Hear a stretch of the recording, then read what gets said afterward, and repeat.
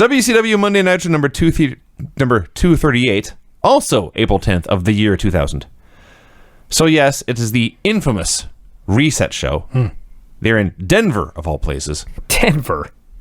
What? They say the air's thinner up there, you know. Well, yeah. So pretty much the entire crew was just hanging out in and around the ring like geeks. I saw some of these people. I had no clue who they were. Molly Holly is still there.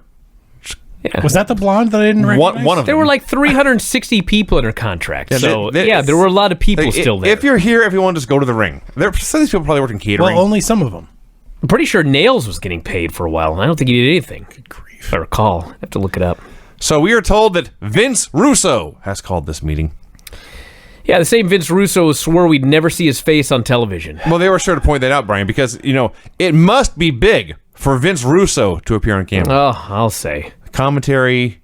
I mean, it's not the first time, but it was the first time it was this bad, where it was pointed out that the guys who produce the show are the real stars, and all the wrestlers are geeks who are lucky to be there. Right. So Jarrett cuts his promo you talked about already. He's sure to name drop the World Wrestling Federation and Vince McMahon and all this. Russo comes out, and on the network, he has the exact same generic rock and roll song that the Road Warriors do on the old Saturday night shows. That made me laugh. No, that's the music he came out to.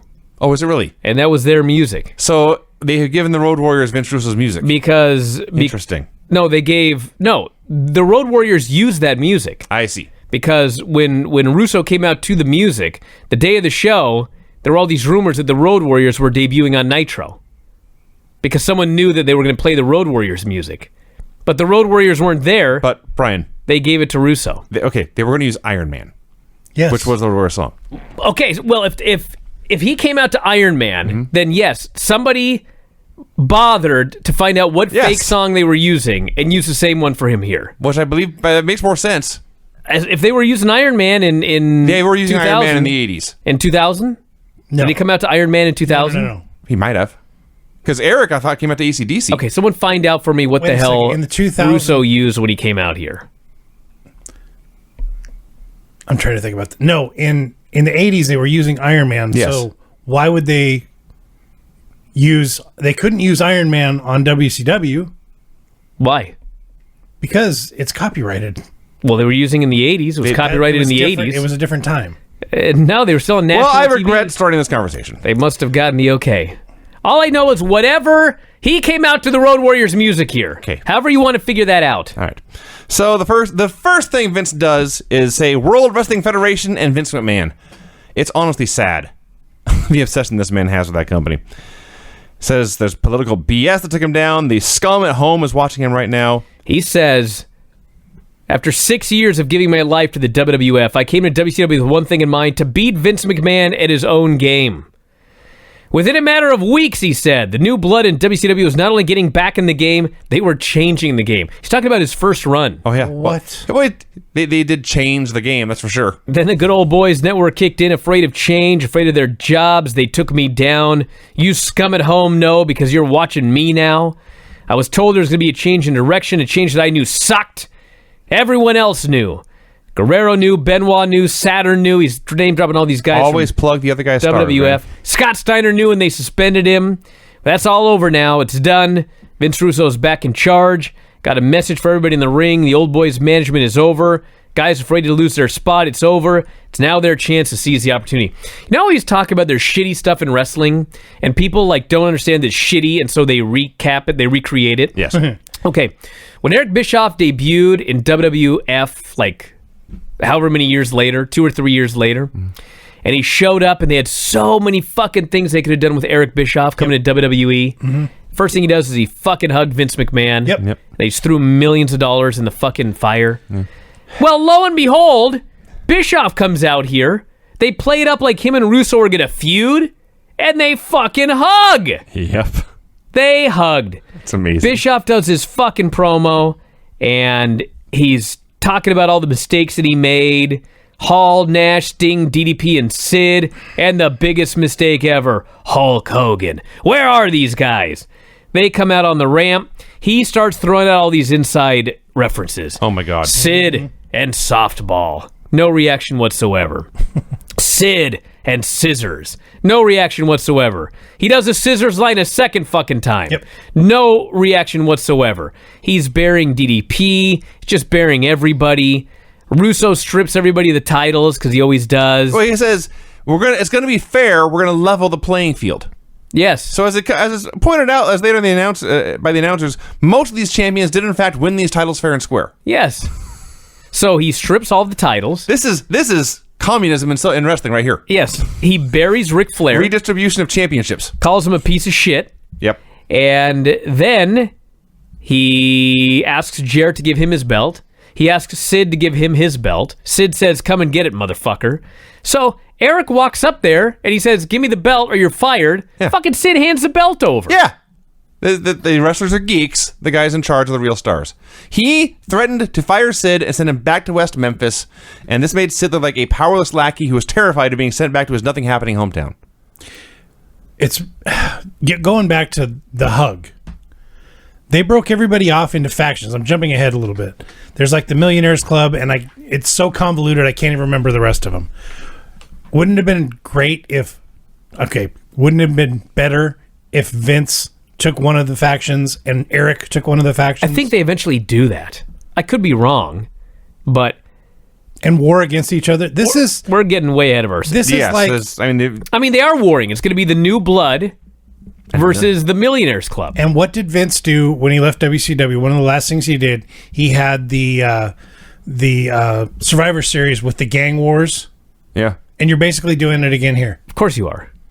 Now, I'm going to skip forward 3 segments where nothing fucking happens to get to what I got to get to here. So, Eric Bischoff and Russo are restarting. They say it's going to be a level playing field. They have all of the wrestlers in the ring except for the guys they hate.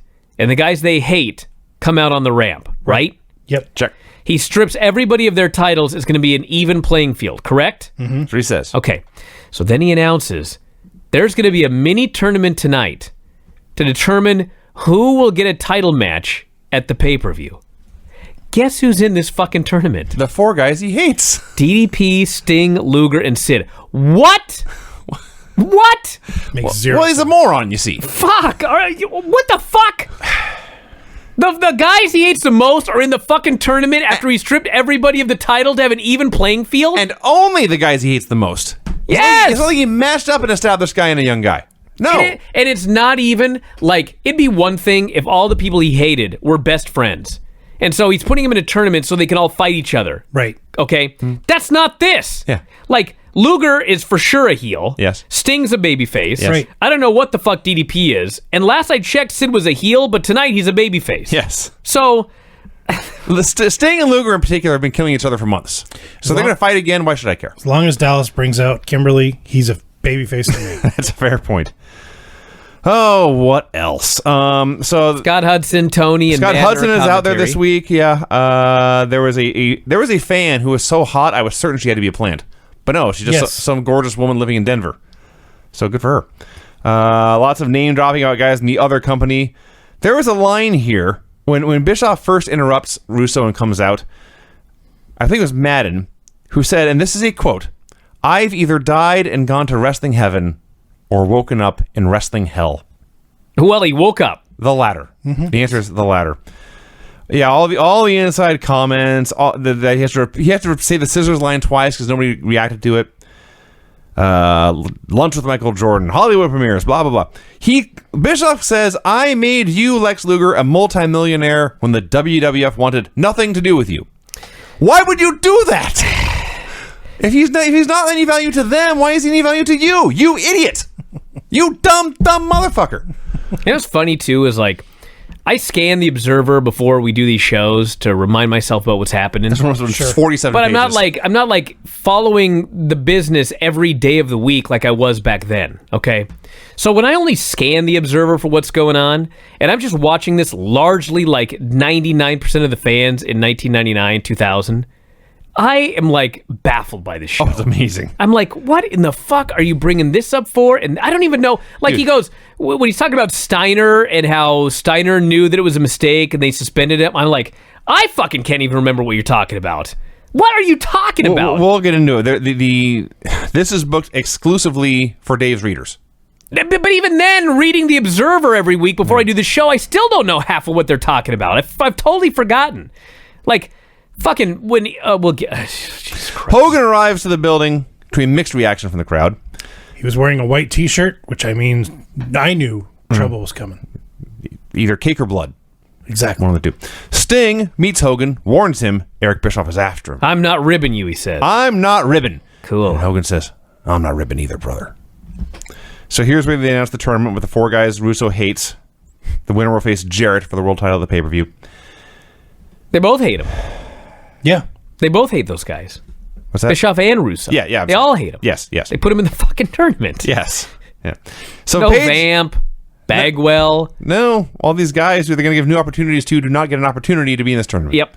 Paige versus Luger in a tournament match. Both guys' pyro music is cut off, so they're all pissed off. I'm just watching this whole thing. Do you realize it would have made much more sense to just say, we're doing a battle royal and making the winner champion? Yeah. That would make much more sense. By the way, the only improvement on this whole thing was the stage setup. Which was just the Raw stage.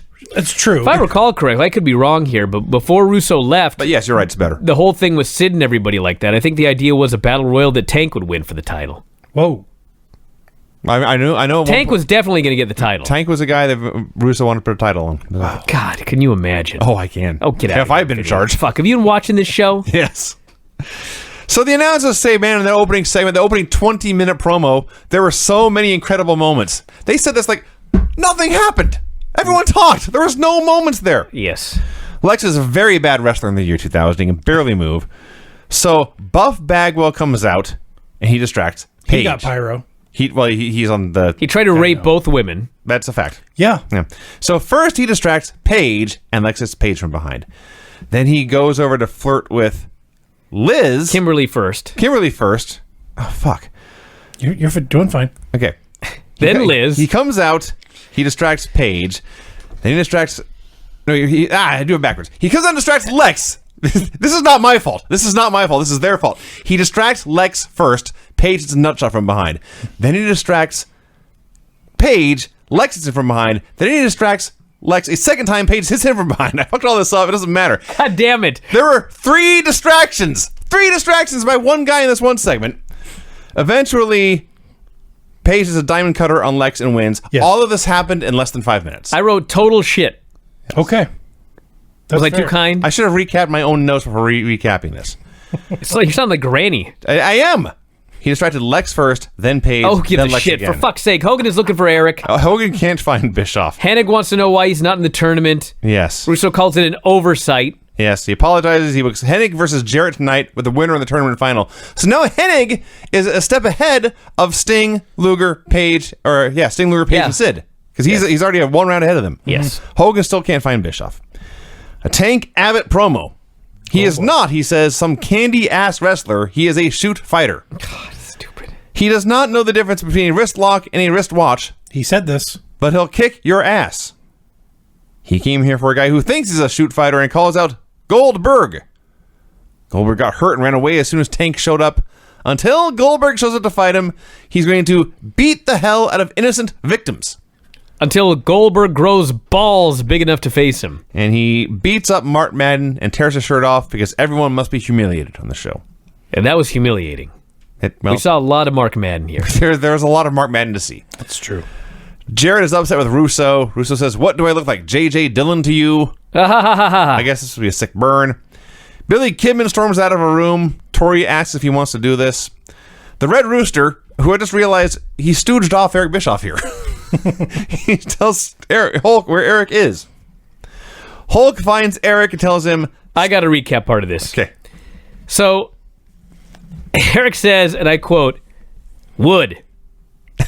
You know me better than that." That's her term of endearment. It is. Wood. These grown men call each other Wood. Actually, we have a friend called Wood. Hogan tells him Big to Wood. stop all of this. Hollywood. Bischoff wants to talk in the office. Hogan Yep. says, Sting and Sid say this time you're doing the end around on me. Okay. Don't ask me. Back that ass up. Kidman comes out for a promo. He says, "Tonight is my night. I want to address the biggest egomaniac of them all, Hulk Hogan." Dude. For weeks, he says, Hogan has been bad-mouthing me about my size. Really? Well, what fucking interview that 99% of the people watching the show didn't see are you fucking talking about? Because he sure didn't do this on television. Never did? No. Says, I don't have your body, but I have two things you'll never have, heart and talent. The only way to get that horrible orange tan is to be in the spotlight too long.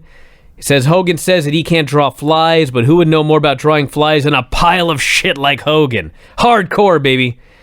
And he calls his ass out. He just as Hogan emerges from Bischoff's office, this is the exact moment when Kidman makes a joke about Hogan's bald spot. Yes, Hogan hated references to his bald spot. I'm sure. In fact, he's been bald for 15 years. That ended up being one of the things that he lost his mind when Russo did that promo at Bash at the Beach and called him a big bald bastard. That's one of the things that totally set him off. In the 80s, no matter how big a heel you were, Roddy Piper, whoever, they did not want you mentioning that Hogan was bald. He hated that. Kidman comes out here. Maybe nobody will notice. Throws out a line about his bald spot. So, before we begin, there's a million things about why this all went wrong. This promo by Kidman sucked. It's horrible. This was a promo by a guy who has never been in a fight. Yes, trying exactly. to call out somebody to fight him. And it was awful. It's an awful promo. Hogan comes out, blows Kidman away in the charisma department. He also gets his music. They're talking about the interview. As Scott Hudson says, we saw the interview via the internet. Oh. When Hogan said Kidman cannot main event a indie flea market show. What was that, WCW Live? It was via the internet, Brian. Maybe you should play the goddamn clip on your television show. How about that? They say Kidman was so upset by this interview that it brought his work rate down. Oh. I'm not making any of this up. Wow. I was unaware of that. So Hogan says, Kidman, you've been crying for months. You give the young guys a bad name. You're pee-whipped. That's what he said. Pee-whipped. So Kidman attacks him. People go nuts for this. Hogan sells for a while and then just overwhelms him. Just beats the shit out of beats this him guy. and beats him and beats him and beats him and beats him. They're going to feud. Right. I'm supposed to be intrigued and want to see them fight more. Hogan beats him and beats him and beats him. So in the middle of this beating, Eric starts coming down to the ring with a chair. Yeah. So we're supposed to believe that Eric and Hogan are in cahoots now. And as Scott Hudson says, Bischoff and Russo together was a work. That's what he says. That whole thing at the beginning was a work. So Bischoff this show sucks. hits Hogan with a chair. Kidman makes the cover. Bischoff counts to pin. This did so beyond zero for Kidman. It's not even funny. Don't say. Yeah. You know what, Brian? This is nothing for anyone.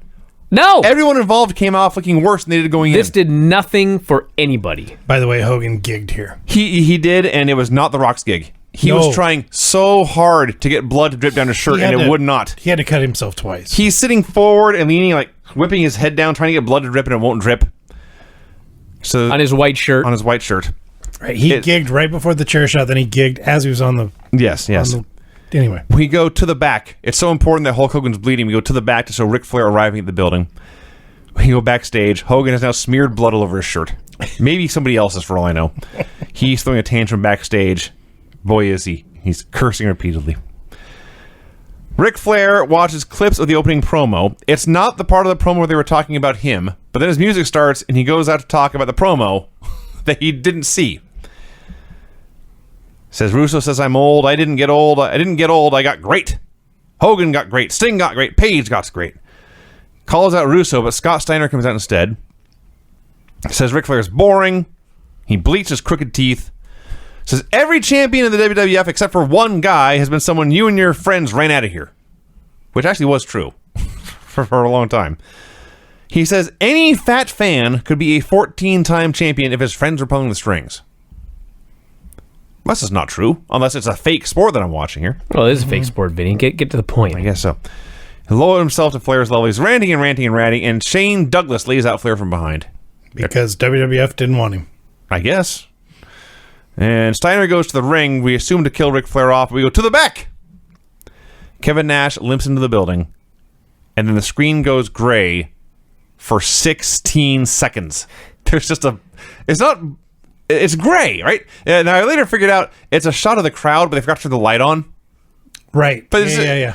They're trying to show Brett, but it's just a gray screen with no commentary for 16 seconds. Yeah, and then they went to commercial. They go to commercial. They come back. They turn the goddamn light on. Hey, look, Bret Hart's in the stands. They say Bret's been gone for the better part of 5 months. It's been less than 4. Tony Schiavone says we have had literally a train wreck every segment here. That's true. He wasn't lying. Scott Hudson says, we know the heat between Shane Douglas and Ric Flair. You know, the heat that was never, once, ever, not one time, ever mentioned on WCW television. There's plenty on ECW. Ric Flair is hunting for Douglas. He can't find him. And then they cut from Ric Flair trying to find Shane Douglas to Mean Gene interviewing Shane Douglas.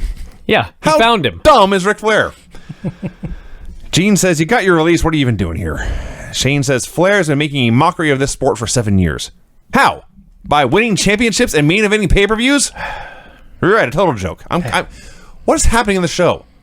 I'm so confused by everything. Sting versus Sid. This show, by this point, was almost an hour old. I gotta mention, during that Douglas promo, he threw out a line about how Flair's ass had been franchised, which led to one of the great lines in the history of the Wrestling Observer. And Dave wrote that Flair had opened up a chain of restaurants called Ric Flair's Ass. Loved it. You know what? If you did that in 2019, people would go. He would make a lot of money. Ric Flair's ass. Yes. It's been franchised. So we're across the country. Almost an hour into the show, and that's not even counting commercials. There's been 5 minutes of wrestling. Sting versus Sid for approximately 5 more minutes.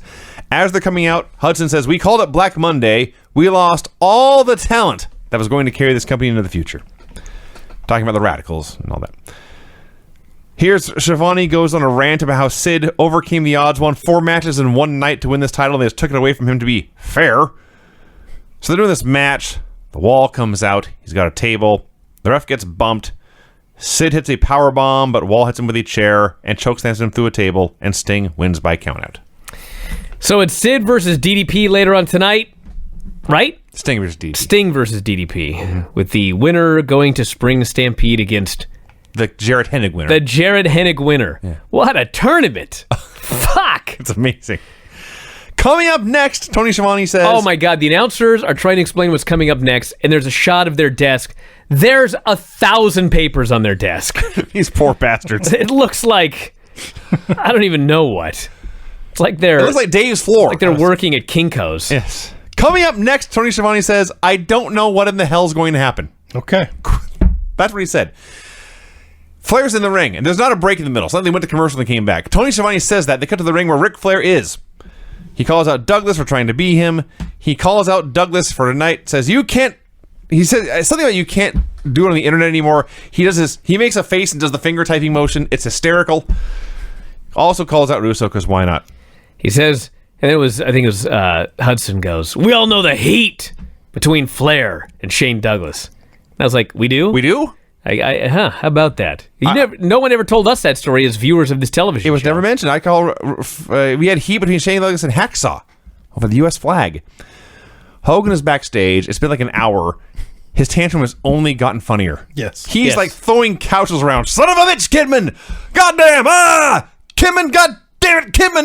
Kidman! He beats up 3-Can all by himself. He vows to kill Eric Bischoff. Kill Eric Bischoff. We have footage from the Ready to Rumble premiere in Hollywood. The highlight of this is Vampiro pointing out the specific street corner he used to sleep on.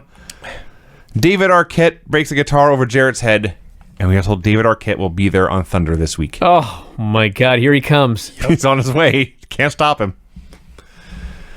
Jeff Jarrett versus Curt Hennig. Oh my God. I could not believe my eyes, okay? It's Curt Hennig versus Jeff Jarrett, which like any normal booker would just book the match. How hard is that to fuck Just go fucking have a match. Just go wrestle each other. You two win. Good wrestlers. You got 8 minutes, whatever. Instead, they have a total bullshit match.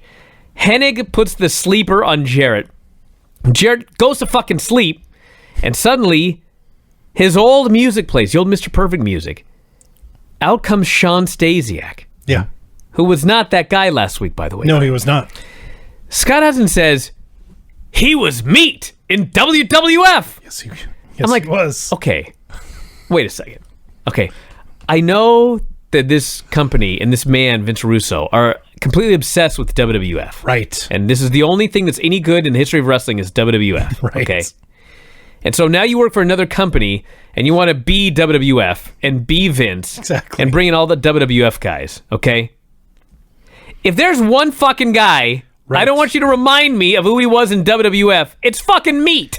He was there and he had a cup of coffee And if you wouldn't have brought it up, I bet you nobody would care. You have big fucking stars in this company that are WCW guys. Booker T, Sting, Vampiro. the Nature Boy, all of them. And you've got to put over that you got meat? Well, I'll take you one step better, Brian. Not only did they say Meat was in the WWF the last time we saw him, the next sentence Scott Hudson says is, we heard about what happened in New York. I didn't. No, we didn't, Scott. I still don't know what happened in New York.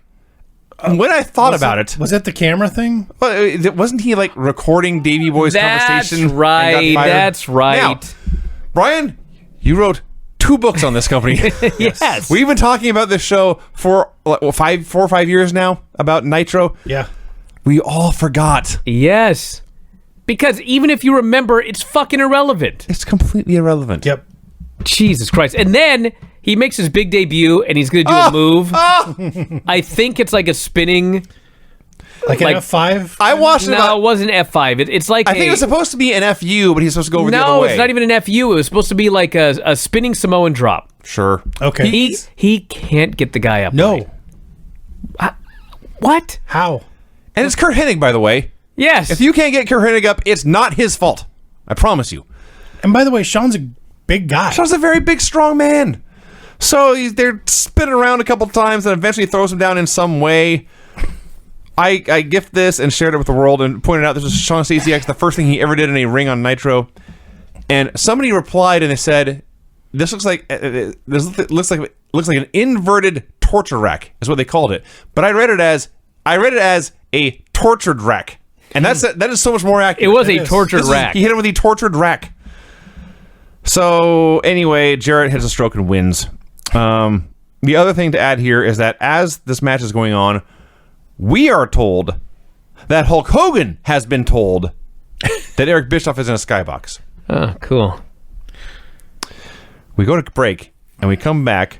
Bloody Hulk Hogan, whose white shirt is now covered in red blood, Finally. is legit going through the skyboxes, walking amongst the fans, looking for Eric Bischoff. Covered in blood. These fans are disgusted and horrified and more. And skyboxes, by the way, those are the expensive seats. Oh, yeah. That's where they feed you. They were not happy to have bloody Hulk Hogan walking I can't through their imagine. room, bleeding on the nachos. Ric Flair goes for a walk. Kevin Nash is on the phone. Promises tells somebody they should get there. Mean Gene interviews Sting. Sting says he's been loyal to this company since 1988, but now he's targeting the company's golden boy. Which I Who's assume... he talking about? I assume Jarrett. it's Jarrett. Okay. I don't know. I'm guessing. Ric Flair versus Shane Douglas. This was the best thing on the show because of Ric Flair. Of course. He just had a nothing match with Shane Douglas. Talked to him a bunch, yeah. But it was the best nothing match on the show. Yeah. And then fucking Russo comes in with a goddamn bat. He just walks in with a bat and hits Rick. Somebody has interfered in every single fucking That is correct. match on this show. That is correct, Brian. As we will recap, it's a 100% interference rate. So Russo whacks Flair with the bat. They destroy Flair. And then Vince Russo, a grown-ass fucking man, Thank you. stands over Ric Flair and starts throwing DX crotch chops. Right. He also stole his watch. Because DX are stars. I was so embarrassed Yes. watching him throw crotch chops. Dude. So during the fight, they're talking about Kevin Nash's phone call and asking if he was talking to Scott Hall. They gave all the shit lines to Scott Hudson on the show. We know where Hall has been, he says. We know the real story. Where's he been? Rehab? What's the real fucking story? Tell me, the viewer, what the goddamn story is. I presume he's been in rehab, but I don't know where he was at this exact moment. This match, Might have crashed another car. That's very likely. So then they move on to the real story behind Shane and Flair. They explain Shane's interviews were on the internet. Oh, the internet. In the dirt sheets. The internet. And hotlines and mainstream media. Yeah, he calls them dirt sheets when he was working on the Observer hotline. Right. So then they say, they're talking about the show, and there's the subset of guys, the big stars, the Hogans and Lugers and Stings and Pages. And then they just announce, we're calling them the Millionaires Club. Yeah. And that's how the name was termed. Cool. No one gave it to themselves or announced it. They announced it to say, we'll call them the Millionaires Club. And Russo hits a goddamn bat shot, and it's a DQ. Why even bother? Kevin Nash is limping around backstage. He limps out to the ring, and Scott Hudson says, "This man was part of the Clique." He does his promo, and they start talking about him shooting. We're shooting here, buddy. So, yeah, actually, I enjoyed this promo, if I'm being honest. Nash is talking about the jack-offs in the back. He got so much joy out of saying jack-offs on TV. He called them jag-offs. Jag-offs at one point. I guess maybe standards and practices wouldn't allow jack-off, but they would allow jag-off. That's actually entirely possible, yeah. All I know is Mike Awesome leaving ECW as the champion, no showing dates for ECW, showing up on WCW television, Heyman claiming he had a signed contract for 2 more years, $200,000 a year, whatever. This is the top story in the Observer this week. Yeah. Okay? Mm-hmm. But if you're just a fucking viewer, Nash is doing a promo, and a tall guy gets in the ring. Yes. In street clothes and a fanny pack. Yeah. Don't forget the mullet. And he beats I never will. up Kevin Nash with his crutch. And he says that he heard that Bischoff and Russo were back in the saddle and knew it was an awesome opportunity that he could not pass up. They cut away. We never see him again. There's maybe another reference to him. I'm not even sure. But, like, that was his big debut. It was nothing. Now, They could have fucking got anybody. He's got no ECW title. He's not billed as the ECW champion. He's just, hey, it's Mike Awesome. What's he doing here? And as a viewer, you're like, I don't fucking know, and I don't fucking care. Am I wrong? As memory serves me right, Mike Awesome had to go back to ECW. Yes, he went back and dropped the title to Taz. Yes. But like, it was so stupid. Like, the announcers did say he's the reigning ECW champion, but that was it. He's out there. He's got his mullet, which is the parted mullet is amazing. He's got his unbuttoned shirt with his chest hanging out, and a fanny pack and jeans, and. ECW, there's a lot of illusions in ECW. They claimed he was much larger than he actually was. Yeah. I mean, listen, I'm not saying that it was not a big story that they got the ECW champion. You're saying they did nothing with the ECW No, champion. not even that. It's like ECW, their TV show that week, did an 0.9 rating, okay? So whatever station they were on, Sunshine Network. Of all of the people that had access to that channel, less than 1% watched that week's ECW show. Okay.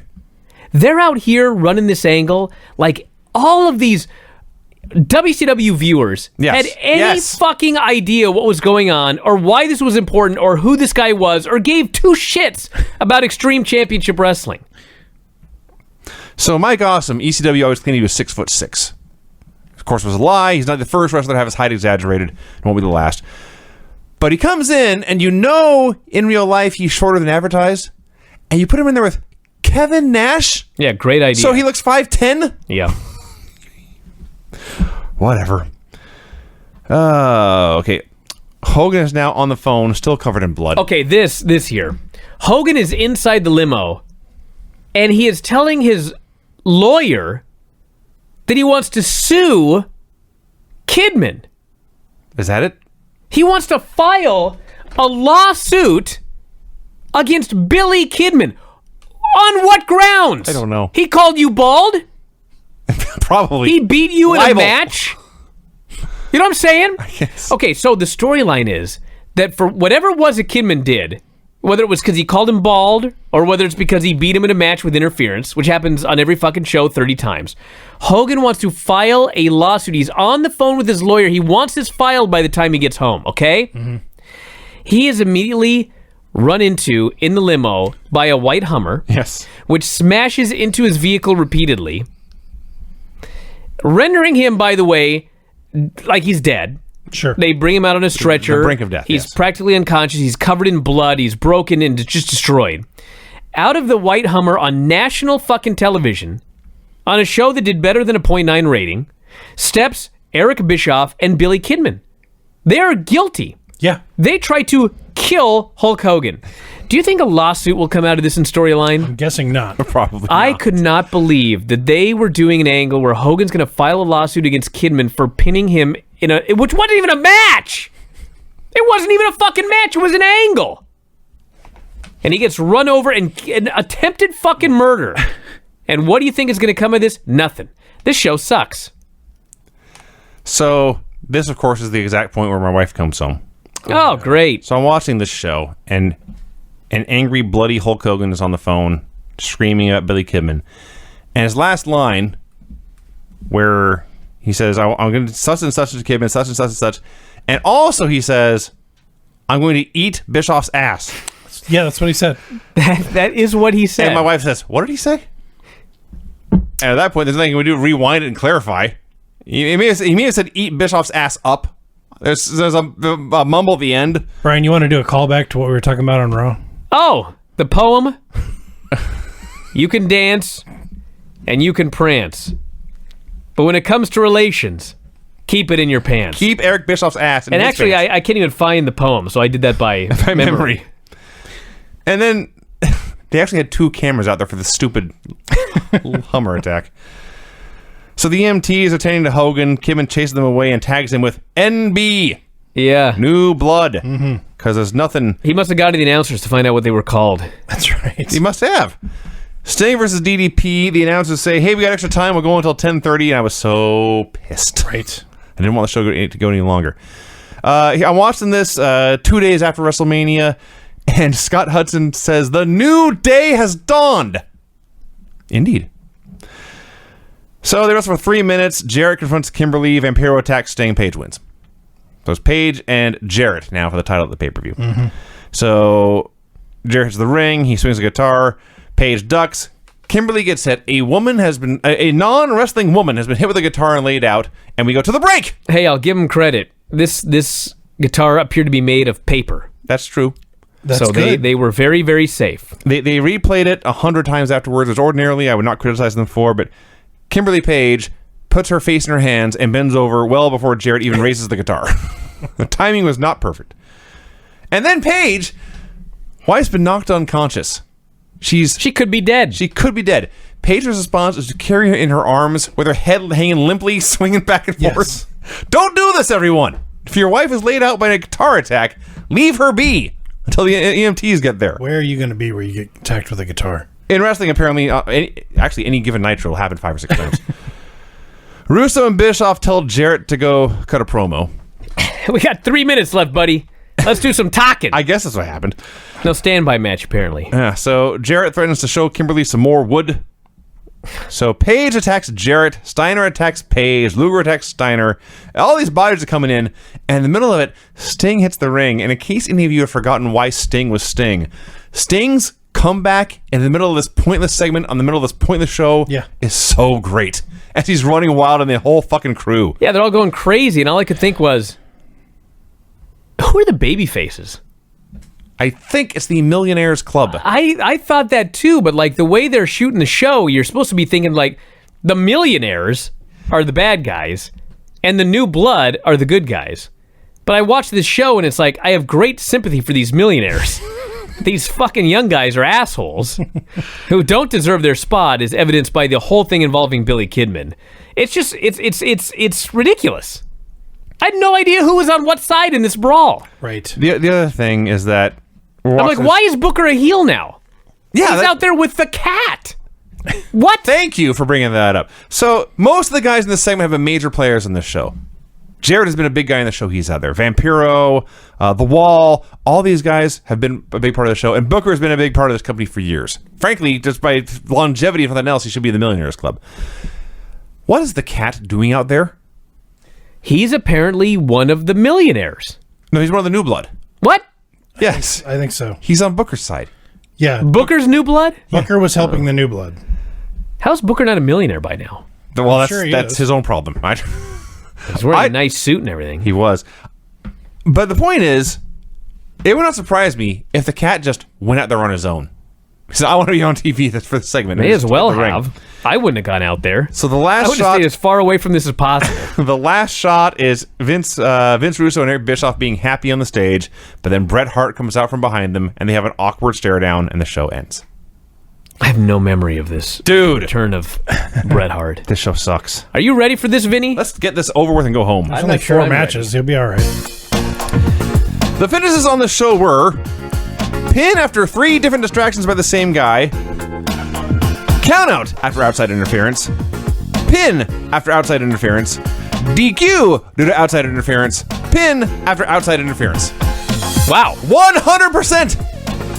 I don't even think in his first run we ever had 100% outside interference, did we? At least there would be different fuck finishes, you know? Sure, yeah. Somebody win despite interference, or there'd be a no contest or something. But no, every finish in the show was a guy comes out and either attacks somebody or distracts them, and there's a finish. The show is complete garbage. Do not watch the show, everyone. Thumbs down.